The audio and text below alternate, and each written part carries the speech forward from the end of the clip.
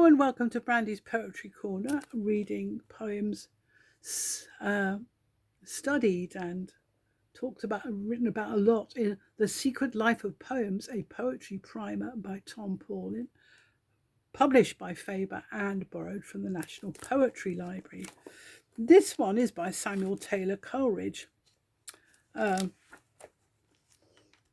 it is neither, Kubla Khan nor The Rime of the Ancient Mariner. It's called Frost at Midnight.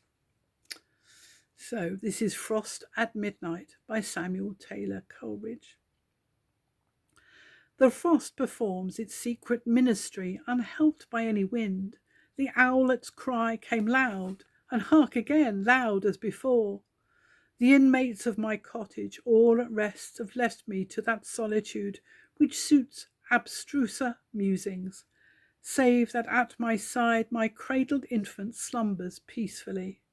'Tis calm indeed, so calm that it disturbs and vexes meditation with its strange and extreme silentness.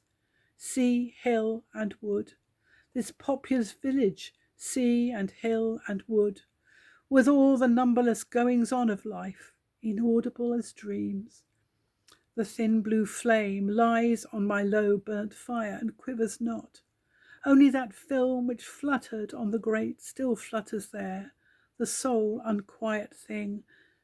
Methinks its motion in this hush of nature gives it dim sympathies with me who live, making it a companionable form, whose puny flaps and freaks the idling spirit by its own moods interpret, everywhere, echo or mirror, seeking of itself and making a toy of thought.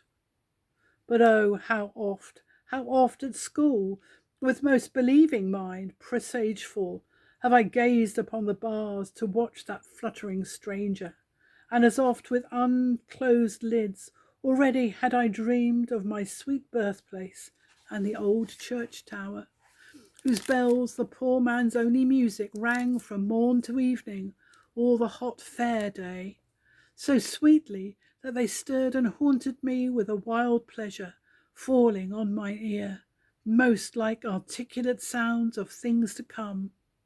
So gazed I, till the soothing things I dreamt lulled me to sleep, and sleep prolonged my dreams. And so I brooded all the following morn, awed by the stern preceptor's face, mine eye fixed with mock study on my swimming book. Save if the door half opened and I snatched a hasty glance, and still my heart leapt up, for still I hoped to see the stranger's face, townsman or aunt or sister more beloved, my playmate when we both were clothed alike.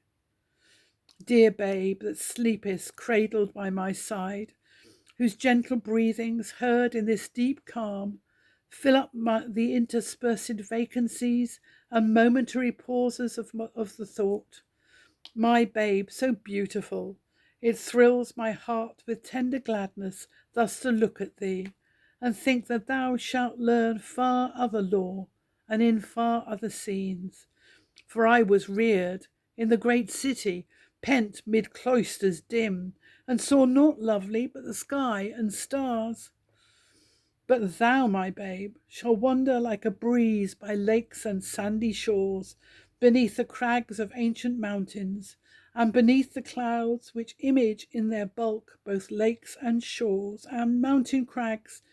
So shalt thou see and hear the lovely shapes and sounds intelligible of that eternal language which thy God utters, who from eternity doth teach himself in all, and all things in himself. Great universal teacher, he shall mould thy spirit, and by giving make it ask.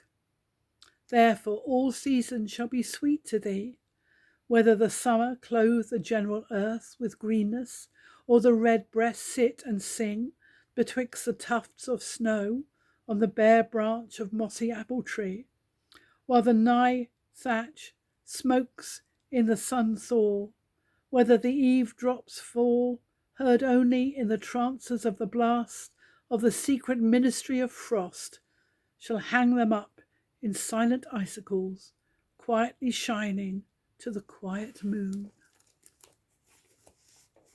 Isn't that beautiful? Sitting there at night with his baby asleep.